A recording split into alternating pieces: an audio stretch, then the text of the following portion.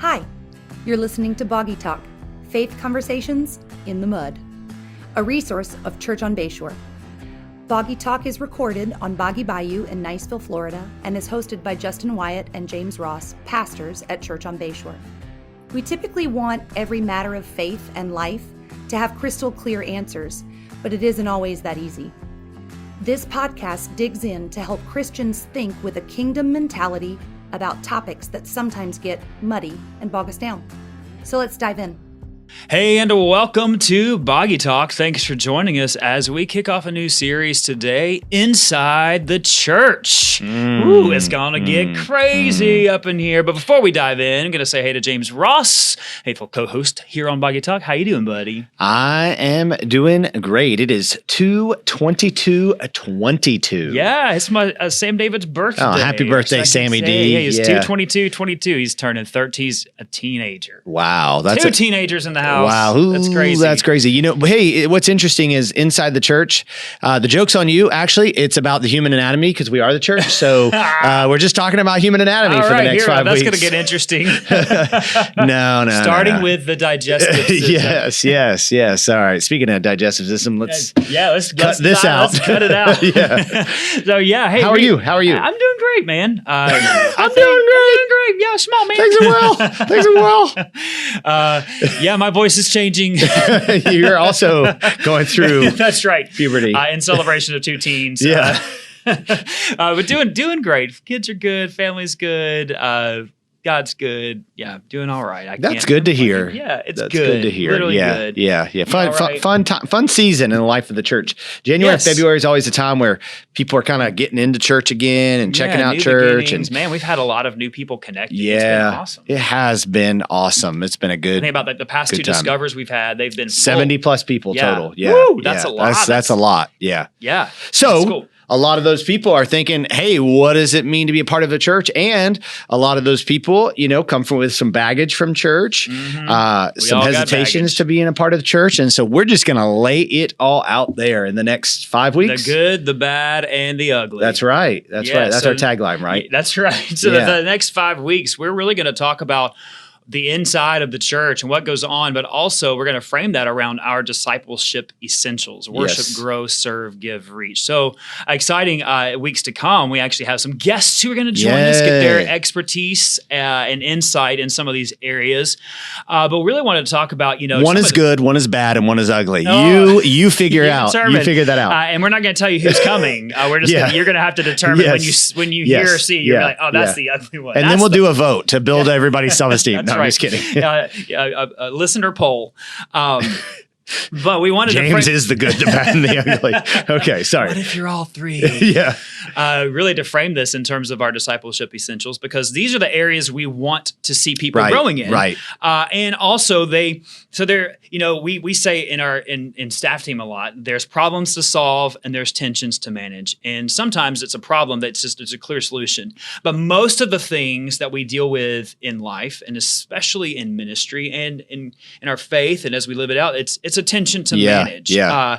And so we manage a lot of tensions. Now, That's tension right. doesn't necessarily mean a bad thing. Nope. It's just, hey, we want to, how do we move forward in the mission God's calling us, building on the legacy that God has given us. And the reality that we're all sinners, right? Yeah. And, So there's this and tension to manage. And as far as I know, that's always going to be the case because Until none of us are Jesus Jesus. returns. That's right. Yeah, and sanctification, is not perfectionism and all that. It's interesting. I've had a couple conversations with new believers in our church, and in both of those conversations, or in a few of those conversations, there's been this kind of, hey, I ran from the church because of these problems with the church, and now they're, hey, now Jesus' grace is real in my life, and I want to be involved in the church. And I had to say, like, hey, you're probably going to see a lot of that even in our church as you press in, but still press in. So, So, and we think about, we want people to worship, grow, serve, give, and reach. Well, the reality is there's some good, some bad, and some ugly in even this church. As it gets a little boggy. It does get boggy. So we're going to get started today. I'm taking over as host because we're talking about worship. Worship. And Justin is our associate pastor of worship and missions, and has been a worship pastor, leader, director, whatever, for most of his adult life. Yeah. And Really? in several contexts. Yeah. So I think this is something you're more knowledgeable about. You better be more knowledgeable about. And Maybe. I think definitely some of the ugly and the bad, you're going to have more sensitivity towards and emotion towards. So I kind of want to just ask you some questions. So, I didn't grow up in the church, and the first couple churches I was a part of were fast growing churches. And then I planted a church, and then I got here, and something that had always been theory and hypothetical I saw was real, and that is the worship wars. Worship wars. Which sounds like like programming on TBN, right? Yes. Kirk Cameron's involved somehow. I'm sure, and Ray Comfort. Yeah. Going around interviewing. So what is your knowledge and or experience with the worship wars? Maybe clarify that for our listeners. First, I'm going to show my scars from the worship wars as I roll up my sleeves. Well, I think, I grew up in church and really kind of grew up. I grew up in a First Baptist church, really as what I guess would be the most modern worship wars were beginning in the late 90s. I remember our youth choir learning and singing the song "Lord, I Lift Your Name on High," like with the motions. How the motions go? I don't remember. And we sang that on a came from heavy point up and down, and great song of the gospel, right? Yeah. Yep. And we thought it was so lit. Radically lit. We thought we were so cool because we got to sing that in church on a Sunday night. And there were people who were not happy about it. Yeah. But, so I kind of grew up in this. And when God called me into ministry, and, when I started college, I did not start in music. I actually started in chemistry. And then God really clearly said, this is the path you need to go on. And then as God called me into ministry, it was like very clear I was going to be in worship ministry. I kind of knew that this was real. However, my first ministry experience in church worship was actually overseas in an international church. So I start off really spoiled because I was part of an international church with people from many different countries, and our worship was mostly in English. We did incorporate other languages, people's heart languages in worship, and it was interdenominational. And people were just so thankful to be able to have a place to come, like to worship in something they could understand, that like it was beautiful because it was like this little slice of heaven. So I got really spoiled early on. But then when I moved back here, the first church I was a part of in the Atlanta area hired me because when they were looking for someone who would continue their transition from traditional to contemporary. And they told me they'd already started. Now, what's funny about that, they were already in process and that things were already way down the road. What they didn't tell me is that they were lying. And so what's also funny is in that process, the pastor who was the pastor while I was interviewing resigned and left, but God still very clearly led us to that church. So I started, and there was no lead pastor. I was the only other staff member. And they were like, we want you to do this. And so and then people were getting mad that I was doing what they had told me they wanted to do. And so that was really my first introduction to the worship war, like personally. So I'll say this, when we talk about worship wars, basically what we're talking about is people's opinions about style. And what should be, we're not even really talking about substance when we talk about worship wars. We're really talking about style. And I want to read this because I think it's funny because worship wars are not new. And this is a letter that was written to a pastor, written by a pastor complaining about worship. And he wrote this. He says, there are several reasons we oppose this. One, it's too new. Two, it's worldly, sometimes even blasphemous. 3, the new Christian music is not as pleasant as the more established style. 4, because there's so many songs, we can't learn them all.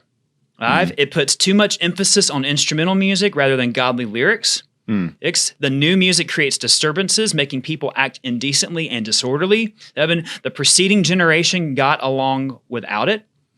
And then lastly, it's a money-making scene, and some of these new music upstarts are lewd and loose. So you could read that and you think, well, yeah, that can absolutely describe some things about modern worship. However, this was written by a pastor in 1723 about Isaac Watts, who wrote some of our favorite hymns, like When I Survey the Wondrous Cross, Oh God, Our Help in Ages Past, and my favorite, Joy to the World. Wow. So this is nothing new. It's not new. Yeah. It is not new. And I think that's what people need to understand, that all of this, the debate over what worship should be like and what should be, included as far as style. This is not a new debate. Right. Yeah, that's good.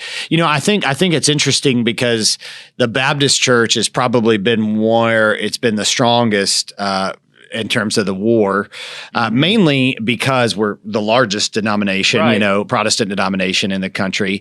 And then secondly, I think because, most people who go to a more charismatic church are partly going there because they want it to be looser. And most people who go to a more conservative church than Baptist life are there because they want it to be more rigid and liturgical. So you kind of, in the Baptist world, you have people who, like, by doctrine, we don't necessarily care about those two things, but then we do so much care about those things. So, why do people care that much about this? And again, I didn't grow up in church, so to me, a lot of it was just like, what? And still is, if I'm honest. But, based on your experience and interactions with people, why are people so passionate about worship style? Oh, that's a great question. I would love to know why people are so passionate. Well, I think it's funny. I always go back to, I just think, when we're reading, we're doing our New Testament reading plan. We're in Acts right now. And when you read Acts, and you think about some of the issues that our current churches struggle with, I think sometimes when it comes to worship wars, I think the early church would just be like, seriously, that's what y'all are dividing over? Right.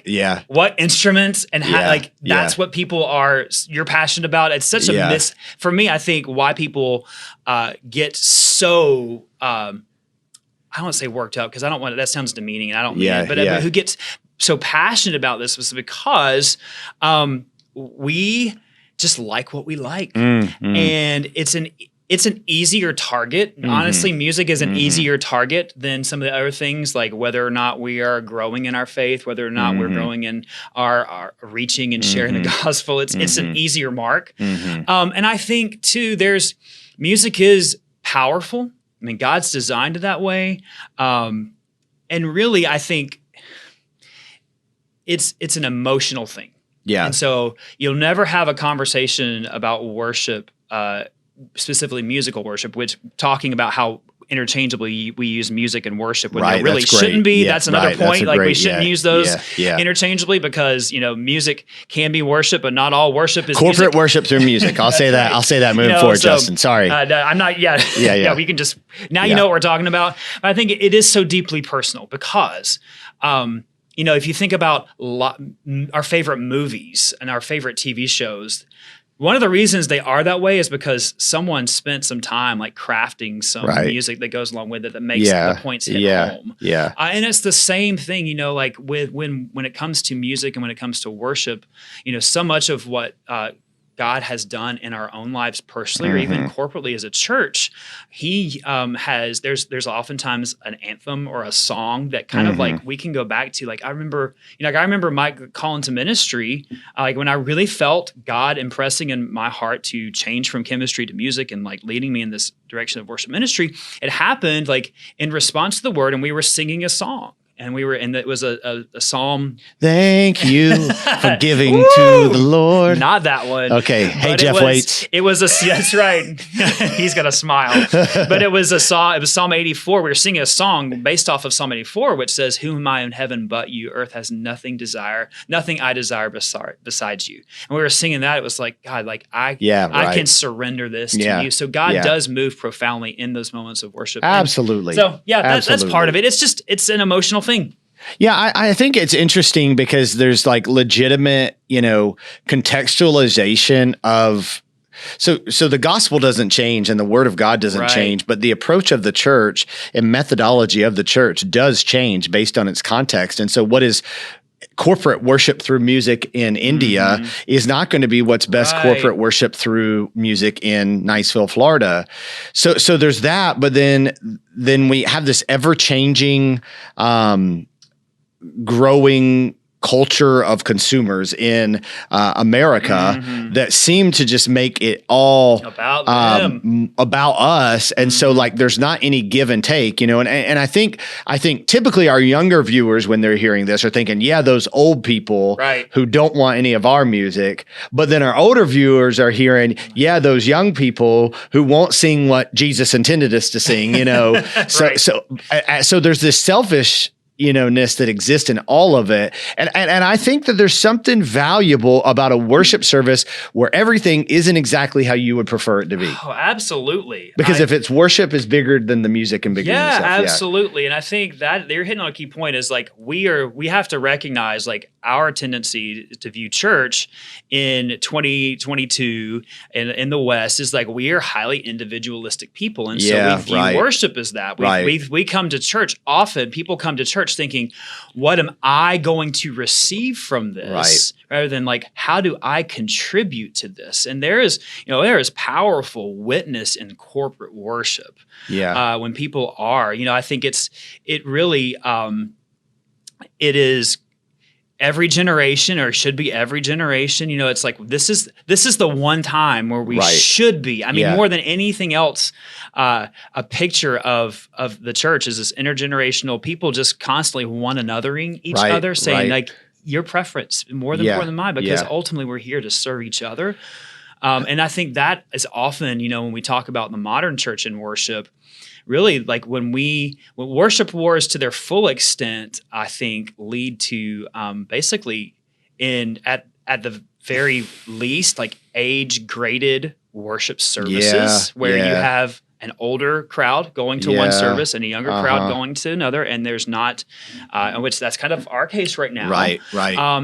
But I think ultimately, what I think you see a broader culture is that we really have age-graded churches. Right. Where we have a church that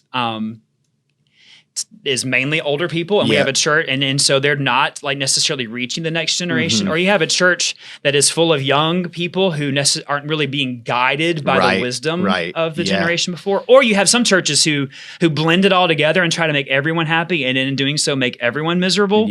Or you have they're churches usually not very big. I mean, or you just have not that size matters. But Or you have churches that really just say, hey, you know what, we're gonna do this. We're gonna do this to cater to this group. And we're gonna do this cater to this group, and do this to cater to the group. And you really have multiple churches under one roof. It's interesting because we're going through, we've experienced some growth in our church. And so we're going through this kind of, it seems like we have this momentum headed in this direction. So what are we going to be like in 5 years? And we see other churches who have grown, and basically what they've said is, and really Rick Warren and Saddleback, and there's a lot of good things about him. So I'm not, just because I say this, not saying, he's all for anything, but what they chose to do was to say, hey, we're going to create all these different worship experiences, styles, and you can all be a part of the same church, and you can kind of almost like a cafeteria, get the kind of music you want. And, again, we all stand accountable to God for what we decide there, but it does not create the unity, the one another, the serving each other, and tends to lend itself away from some aspects of discipleship when you do that. And of course, they're the big, easy target, and a lot of good things have come from him and his ministry. So please, don't think that I'm bashing him and all that. But we have to do that nowadays, right? Like, apologize every nuance. Don't be offended by this. But I'm trying to say this, and it's positive, it's negative. Or it's the opposite too. Like if you quote somebody, you're like, not that I agree with everything they say. I know. I don't agree with everything I say. No, like we all have the right to change our minds. Yeah. So anyway, but sorry. So yeah. So for us, it's like we want to be unified, intergenerational, but the real barrier is this. Yeah. Right. Yeah. So really, I mean, we've talked about this as a staff team, and a conversation we're pressing into. Like, really, it's music style. It's the biggest barrier in church unity, and not just in our church, in almost any church. Yeah. So let's talk about what we do, and because we're really wrestling through this. And I'll just say one thing, and then Be humble. Well, that of course, Number yeah, one, be yeah. humble.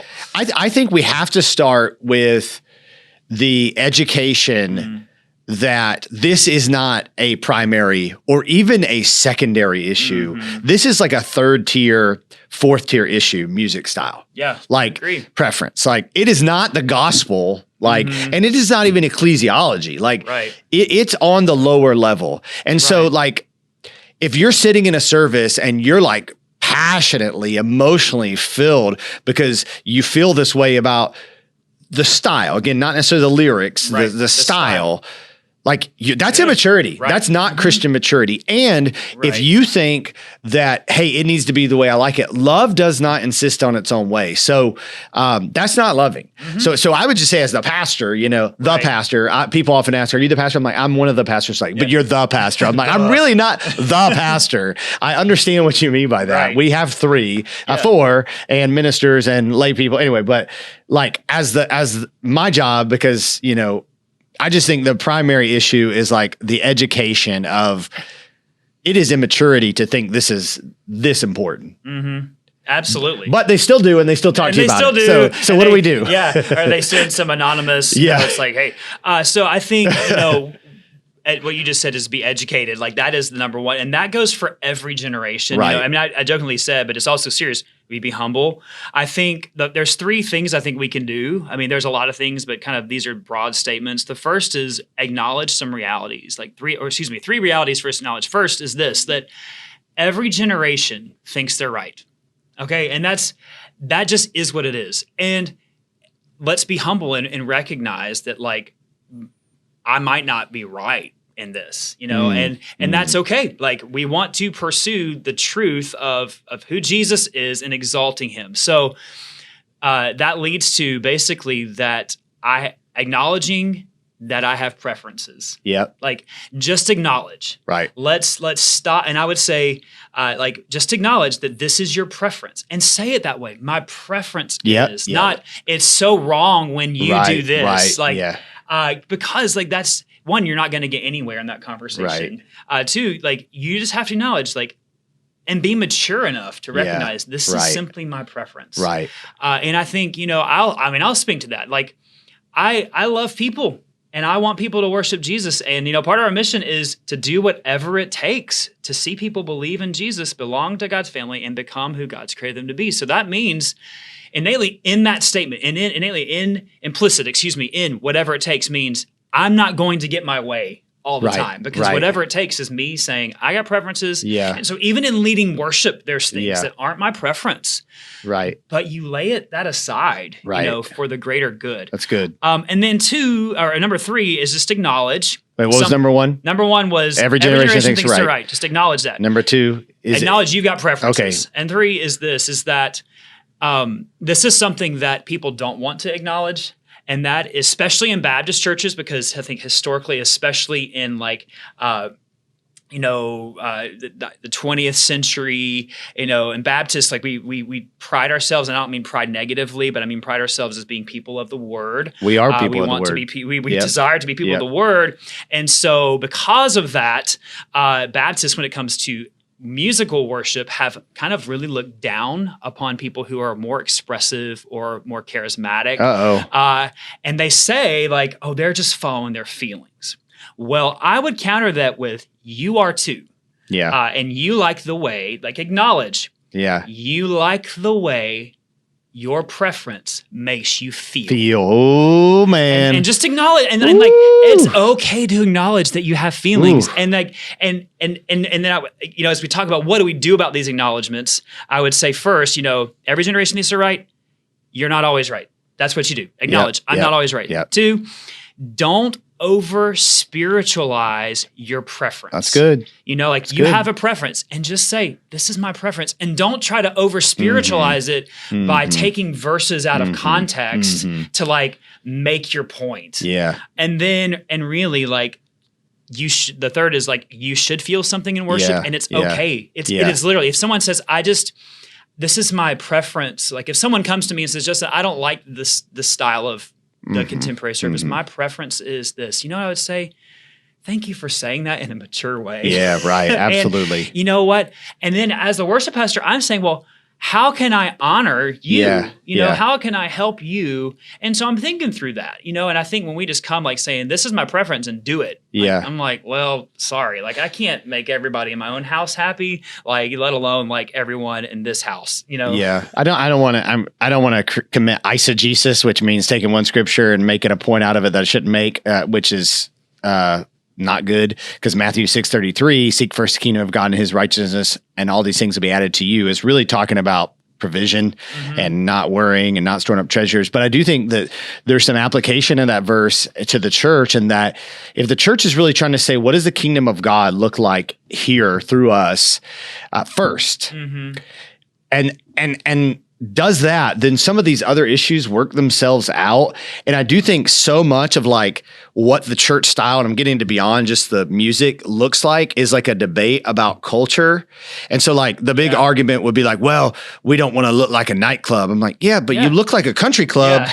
So like, neither one of those are really what we should be aiming for here. They're both just styles that you imported. And so the church should look more like who the people are. And so, you know, I'll go back to, you know, I came here in December of 2017, and because there had been the completion of a new children's building, a renovation of our campus, and then the hiring of a younger pastor, the communication of a vision to reach young families from the pastor before me, and there was a vacancy in worship pastor. And we really said, hey, who is the guy, the style guy, first of all, character and heart, but like who kind of is just naturally going to be who we are, lead us to who we are. Not somebody, like we realize we don't want like, no offense, but like a 24-year-old who wants to be Carl Lentz, which that didn't work out so well. But don't be Carl Lentz. Don't be Carl Lentz. But God's grace is available to him. But you got to qualify everything. But Qualify it. Yeah, and everybody. But yeah. But also like, hey, we're not. You know we're not Sandy Patty, you know, anymore. Like, which I don't even know anything she sings, just, you know, but I know she used to sing gospel music. I can pretty much catalog all of her songs. Yeah. That's when I grew up. But it's like, you know, so it's like, what is the heart of God for the church? And then who are we? You know what I mean? And I said that a couple weeks ago, like, what does God want for his people? And what does that mean for this church here and now?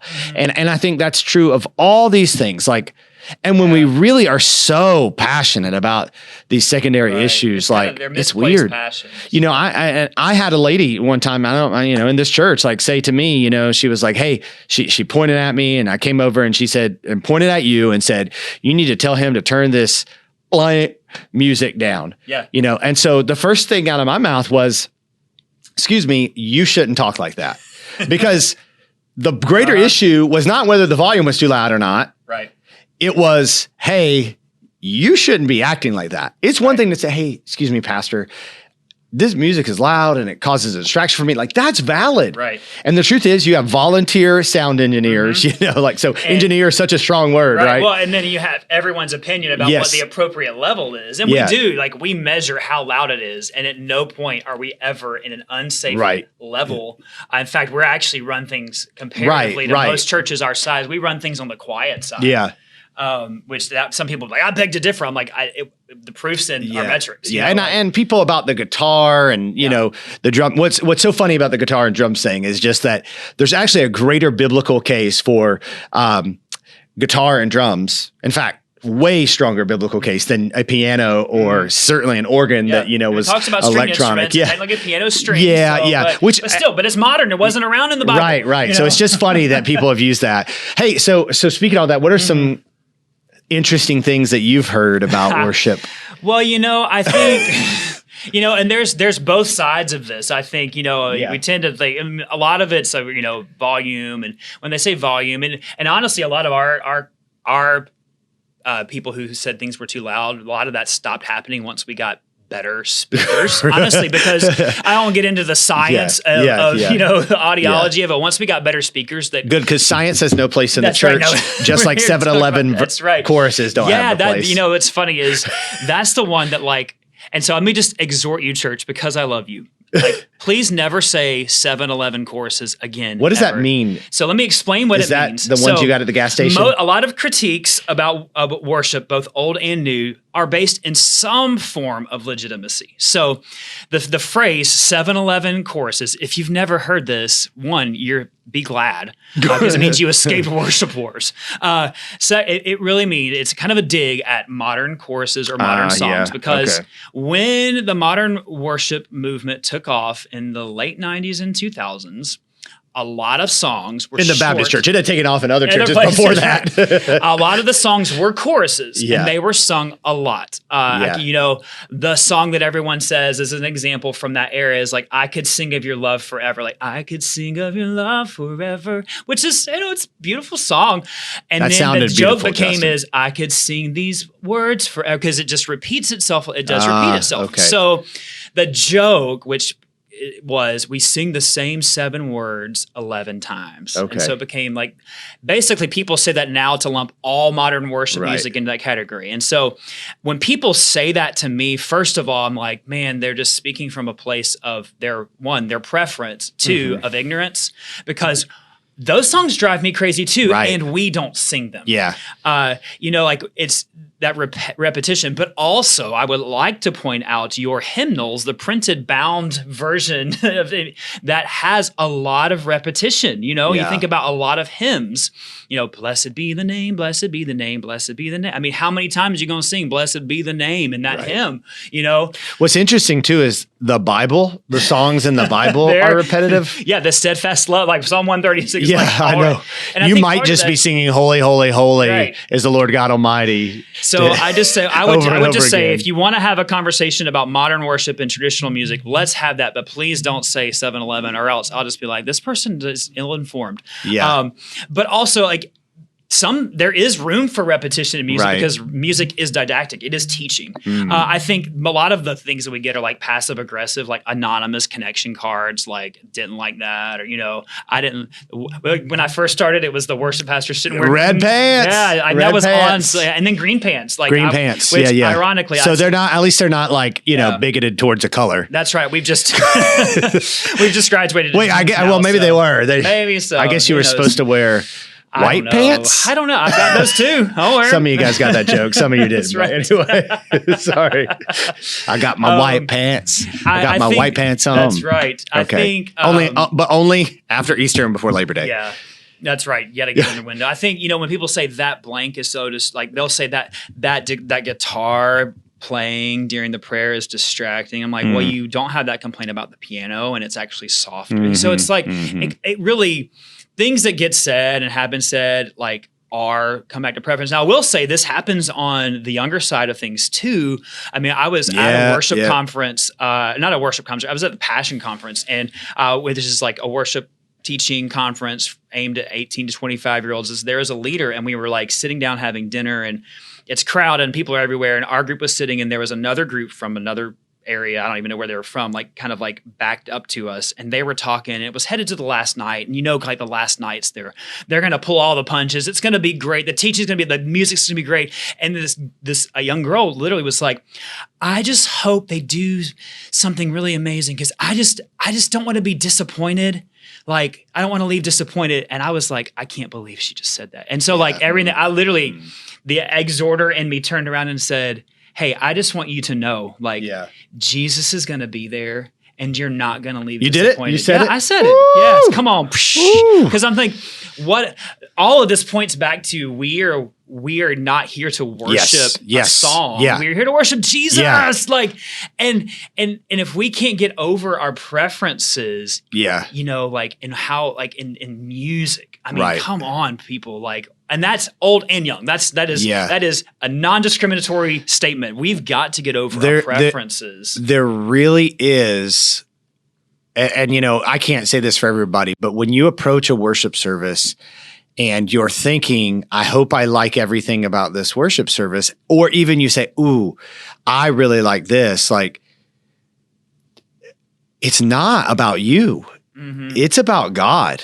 And the greatest question is not, is this pleasing to you, but is this pleasing to God? Right. And a believer really should be thinking about the whole group of people, and that we together are unified in the laying down of our preferences. And you know, that just, again, is Christian maturity. And I do think that, you know, probably the last 30 years, the church has just said, hey, we're going to give people what they want. And I think maybe, and, MacArthur writes about this and Not Ashamed of the Gospel. And I don't agree with everything that John MacArthur says, but,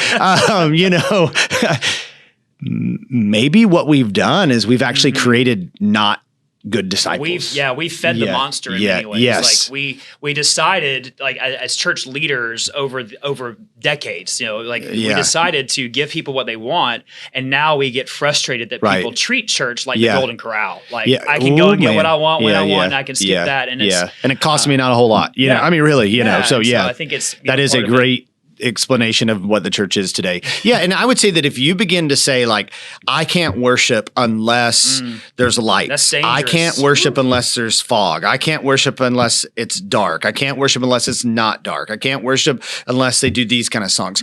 There is only one mediator between God and man, the man Christ Jesus. When something is what brings you close to God, it has taken the place of Jesus. Yes, absolutely. All I need to worship is the blood of Jesus. Yes. That's all I need to worship. Yes.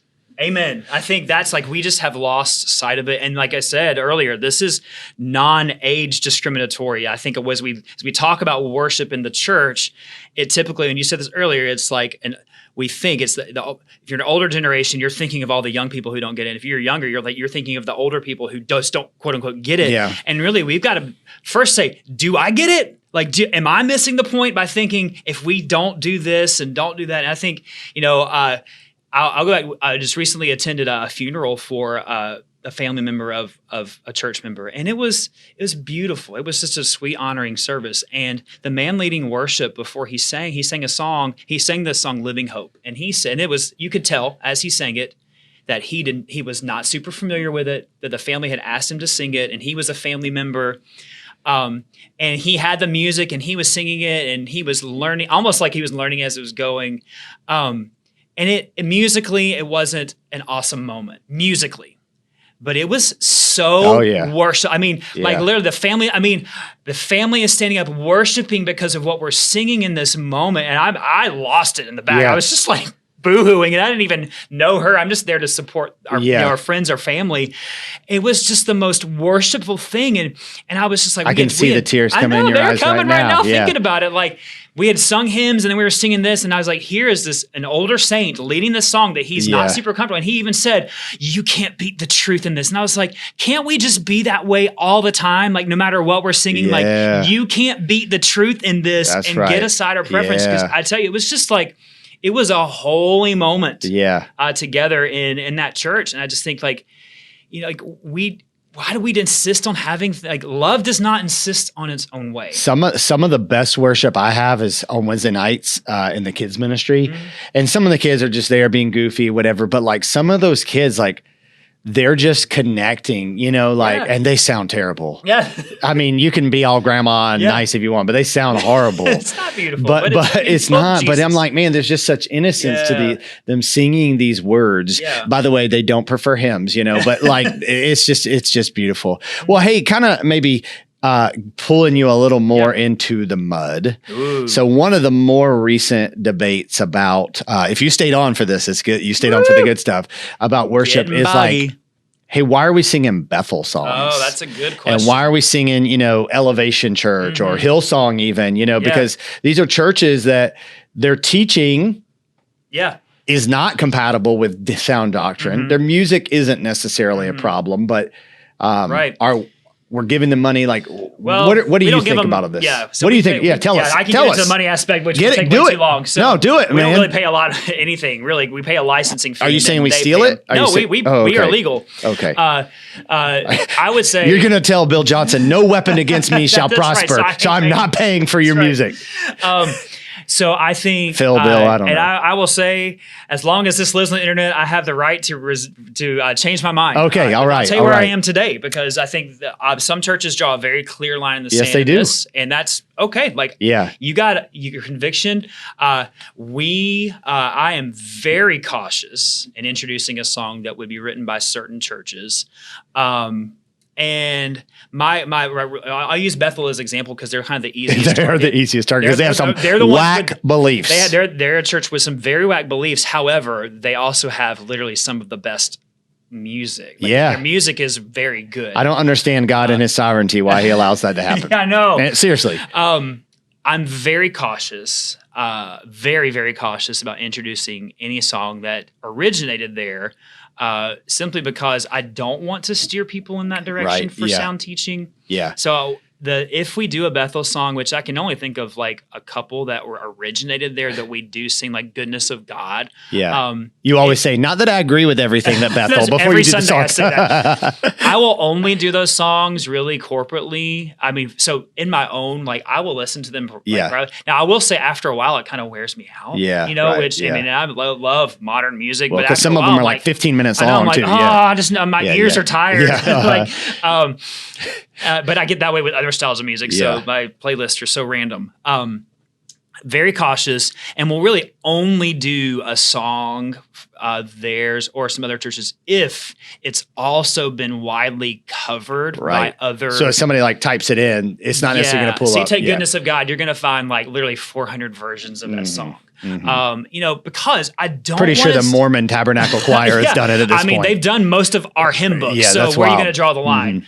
I think, you know, a principle in that They too, subliminally say you and know, Joseph Smith in the songs. I'm just he also kidding. inspired it. I'm just kidding. So I think How great is our God and Joseph Smith. Oh gosh, sorry. But you know, so someone could push back on that with me and have some valid points, and you know, and really our land with that is, you know, even some of our favorite hymns that we sing. Right. Horatio Spafford, man. Horatio Spafford. So you think it as well. I mean, that song has been used by God in so many situations. And his story has been told, and right? His story has been told, but ultimately, like by the end, it's not very clear that he was a believer. He was in wacky stuff in Europe. Wacky cult in Europe. And, the other hymn that we love, so Come Thou Bethel, Fount. Horatio. You know, so like so a lot of the like Come Thou Fount of Every Blessing, like the author of that, like eventually kind of like walked away from the gospel. Oh, Holy Night. He wasn't a believer. So where do you draw the line? And I fully believe in God's redemptive power. Yeah. Even I don't know why I keep hitting you. You're like, that's a good point. But it's like I'm gonna start doing that to people on Sundays when. Yeah. So this is where it does get boggy, where we say, hey, we want to be sure that we are leading people to truth. And of course, like we evaluate lyrics, and there's songs that I love that I'm like, I feel like in that song it works, but corporately, like I love the song. It hits every checkbox of a song we want to sing, except there's one line that I understand, but I think every time we sing this song, we may have to teach what that line or explain what that means to give reference. And it's like Sloppy Wet Kiss. That one, you know, it's just like that takes too much time away. Like it's distracting things. So there's a line there, you know, I think, you know, it goes back to everything is pointing to Jesus. Everything is pointing to the gospel. Yeah. And so really like even in our song, you know, they're referred to in modern worship planning as song sets. You know, the set of songs you put together, like I'm thinking through those, filtering, you know, probably one of the best exercises I did in seminary as one of my professors, he said, I want you to take every song you've sung in your church in the past 6 months. And he gave us this criteria. I want you to evaluate like how many are horizontal, like sung to each other? How many are vertical, sung to God? How many of them talk about and all these attributes of God? How many of them are Trinitarian? And then we had to do the data on it. And it was the best exercise because what it did in me is develop like really kind of like I can kind of do that subconsciously now as I evaluate songs.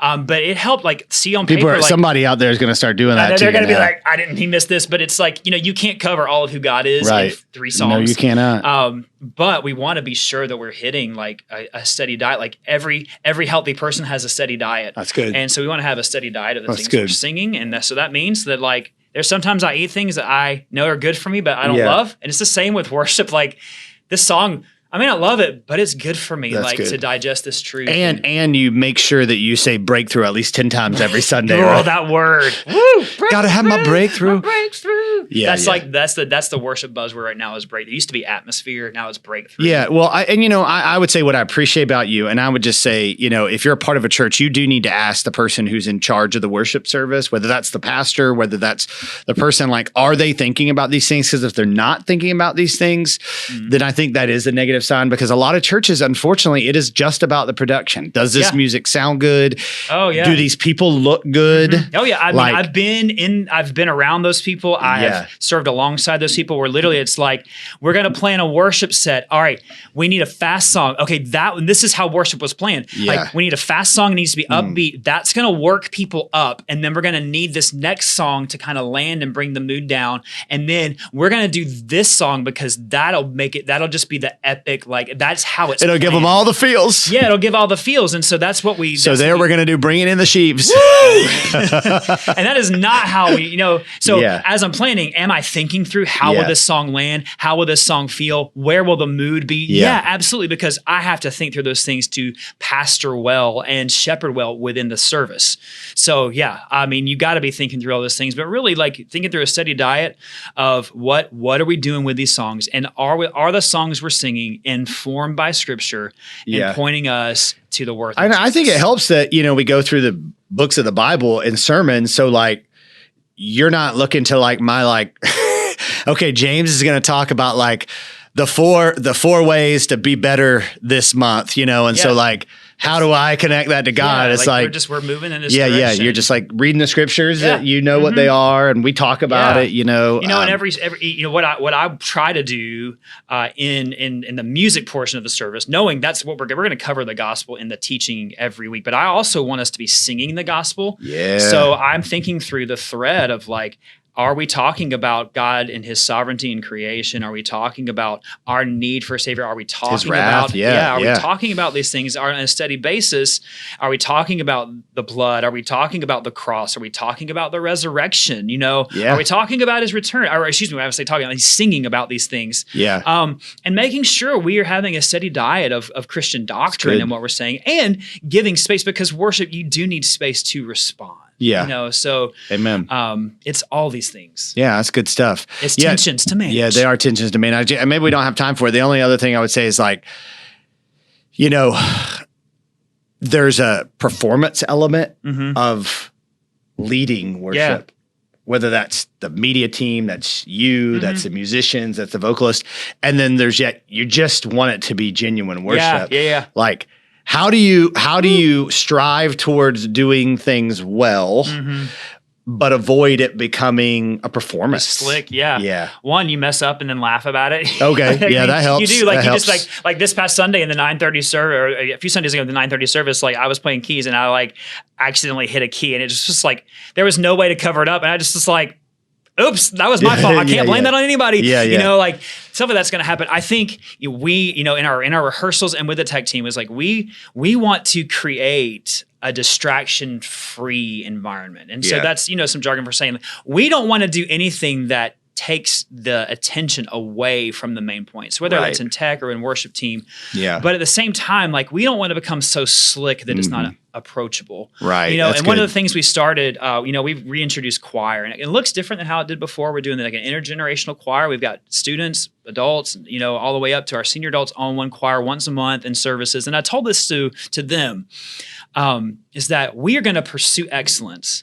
But what I want more than anything from the choir when they're up there is to be a picture of the church. And so I said, that's why I want students up there, and and there's adults up there too. I was like, I told them, I said, I don't care if you can't read music because you don't know how to read music, or if you can't read the music because your eyes are so bad because you're older. Like, it's more important to have intergenerational witness, because that's what the church is.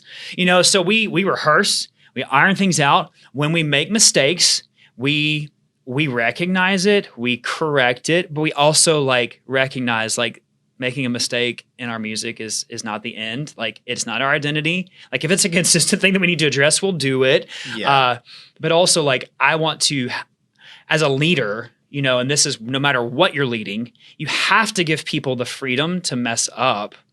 But the best part is when they make a mistake and they come to you before you even have to address them. Like, I'm so sorry I did that. Here's what happened. And you're like, great, thank you. And I know it's, and that's what we want to cultivate in our teams is this, we want to pursue excellence because God deserves our best, but he's not impressed if we do a great job. Like, he wants our hearts more than anything. So I always tell people we want to rehearse enough so that we own it. So it's like when we're leading, we're not leading from a place of having to remember what in the world we're doing, so we can actually like lead by worship. That's good. That's good. Well, that's good stuff, man. I think we've probably people are like, all right, that's a lot about what, and we can keep there's talking. Way but more, there's way. And if you ever have questions about anything we sing, why we do what we do, ways that it could be better, whatever that might mean, talk to Justin. I'm just usually going to say like, Dr. Justin. Technically, I don't know what you're talking about. So usually my advice to Justin would be like, hey, Justin, that thing you did this past week, that didn't sound good. Yeah. You're like, do you have any feedback, like more direct? I'm like, no, that's it. Just didn't sound good. Yeah. Yeah. My biggest thing is like, are people singing, you know? And I don't think we have time for this, but like, you know, gosh, at our church, it's like, come on, people, be responsive. Like, what, like there's a fear of being responsive. Yeah. You'll be like, hey, aren't you glad Jesus saved you? And it's like crickets. Yeah. It's like, I guess. Come on. Well, I guess we just need to preach the gospel right now because a lot of y'all aren't. But we'll not hang out there. That's worship part 2. When we get there eventually. But I think, yeah. But next week we're moving it. We got a guest, and we won't say who it is, right? Yeah, but we're going to be talking about growing in discipleship. So maybe you can guess who's going to be the guest. Yes. So hey, if you, like James said, if you've got questions about this, or you've even got ideas, or like, hey, why is this? Hey, I think we're approachable. You can ask. You know, I always tell people like, I'll give you an answer. You may like it, may not, but I'll be honest. And if I don't know the answer, I literally will say I don't know. I've gotten very comfortable with saying that because so much of what we're trying to do here is we don't know. Like, so God is leading us. When are we going to do more Ray Bolts? That's the question. The answer to that question is never. Speaking of people who kind of walked away from the don't Google Ray Bolts. So it goes back. I would just say, Carmen. Any Carmen coming anytime soon? Man, no. We can't. You know, it had its time. You know, to everything there is a season. And I think Carmen's season. I mean, he's with the Lord right now. Oh yeah, that's right. Yeah, he passed away several years ago, and I think God did. He is champion. His ministry. He is victorious over that. That's right. For sure. What about the Cross Project, or what was that rap group before? I have no idea. You know what I'm talking about? I don't know. Man, I think it was a Cross Project. Yeah. Oh, but that reminds me of a story, and I'll close with this. But like one time I went to this conference, and the music, like it was totally not what I liked at all. Yeah. And it was like contemporary music, but it was like cheese fest. But what we were singing, so it was K-Love. It was kind of like that. There's some good. And one of our friends was like asking, like, how about the conference? And I was explaining, like, this is what the conference was. It was this and this. And they're like, well, how was the worship? And I said, well, if you mean how the music was terrible, but the worship was good. Oh, like that. And I was like that, and I mean that. Like the worship was great. Yeah. The music. It wasn't even. And that's one of our core values here. That's right. It wasn't even that it wasn't just my preference. It actually, some parts of it were just not good. Yeah. But it's like, but I want to be mature enough to get past my opinions and my preferences to say, but Jesus was glorified, and there were ways that he moved in people, even through the worship, like even through the music, Amen. like he spoke to people. That's good. So let's be people like that. Yeah, that's right. To be all pie in the sky. Let's just all get along. So what you're saying is no sidewalk prophets. Probably not. Yeah. No casting crowns. They're not my favorite. I know that a lot of people are going to be like, what? No mercy me unless it's your funeral. Yeah. I mean, I can imagine that's a great song. Third day? All right. I mean, I'm some of their songs are great. Everybody who is like, I love everything they have to say, now I'm just offending them all right now. Once again, personal preference. So you can disagree with me, and guess what? I love you still. You may not love me, but I love you. And I will always But Whitney Houston, see, this is the problem. Whitney. This is a problem with worship in America. That's right. Yeah. All right. Well, hey, thanks for listening. Tune in next week as we get even more Boggy. Thanks for listening to Boggy Talk. We are so glad you joined in the conversation. Go ahead and subscribe so you don't miss a beat.